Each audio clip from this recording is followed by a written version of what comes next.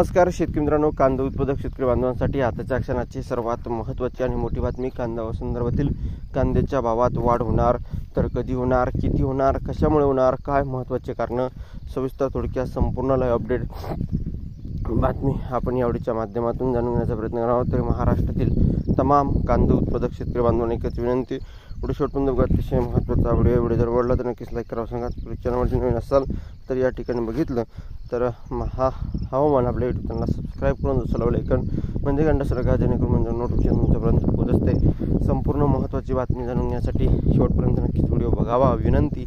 आधीच या ठिकाणी आसमानी संकट शेतकऱ्यावर या ठिकाणी असताना सुलतानी सुद्धा संकट शेतकऱ्यावर आहे.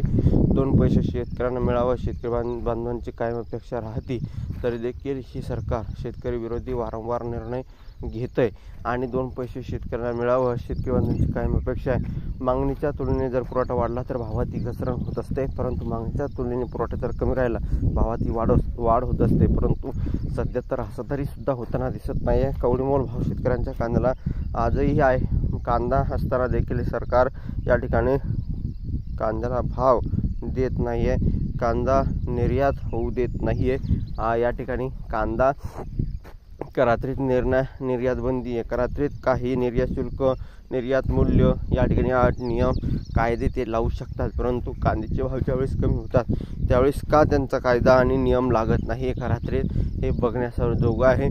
जे काही महत्त्वाचे अपडेट असतात, घडामोडी असतात, ज्या तुमच्यापर्यंत वारंवार पोहोचल्या जात असतात, त्याच मी तुमच्यापर्यंत पोहोचली. धन्यवाद. जास्तीत जास्त शेतकरी बांधवांपर्यंत व्हिडिओ शेअर करा, जेणेकरून त्यांनाही ताजे आणि महत्त्वाचे अपडेट कळेल.